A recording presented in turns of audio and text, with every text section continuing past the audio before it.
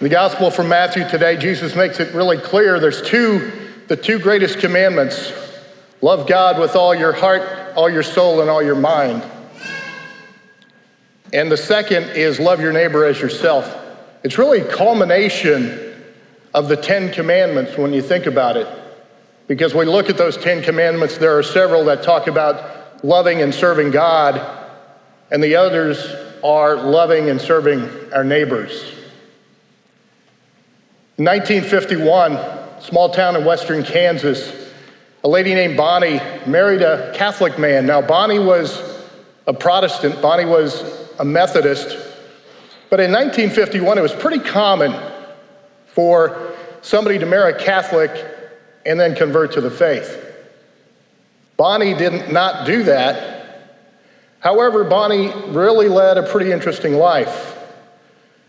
Bonnie and her husband had 6 kids, all of which became Catholic.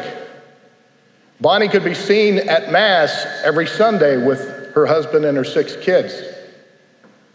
Bonnie taught her children the catechism because she was at one time a teacher. And most people had no idea she was not Catholic.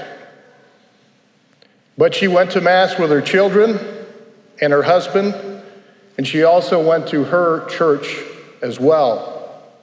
Her faith was important to her, but what was also important to her was making sure that she helped to raise these kids in the Catholic faith by teaching them the catechism and being with them at Mass.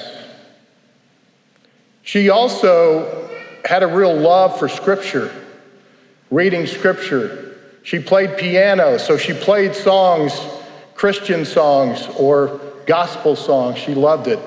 Spending time in the Word, but spending a lot of time in prayer. Now, Bonnie was a neonatal nurse, and she worked overnights in this, again, from a small western Kansas town, a German Catholic community.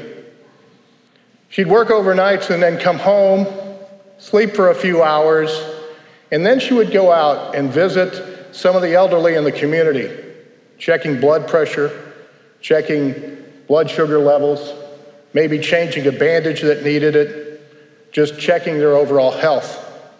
It was part of what she did.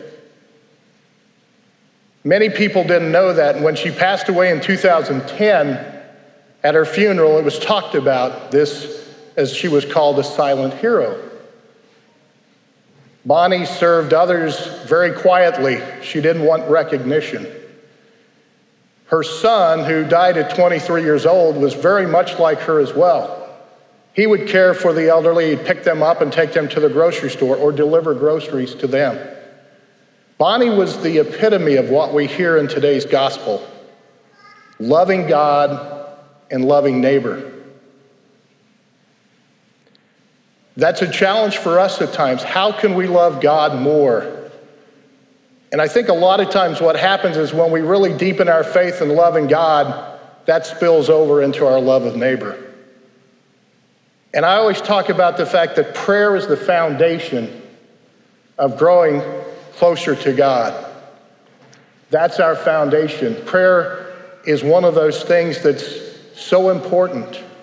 And we have the beautiful prayers like the Rosary and other rote prayers. But to take time just to spend time with God in silence is something that's so very powerful and can help us to grow in our faith. We're really blessed here because in a matter of about a month, we will have a beautiful new Adoration Chapel and an opportunity for people to come and spend time with Jesus in the Blessed Sacrament. It's a great opportunity. I can remember the first time when I was asked to sub for an hour for adoration. My eyes got kind of big. I said, an hour? I'm not sure I can do that.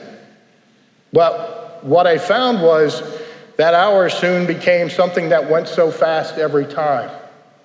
Spending that time with God, growing closer to Him, and spending that time in front of the Blessed Sacrament can be an amazing thing for us to help us grow in faith, to help us grow closer to God.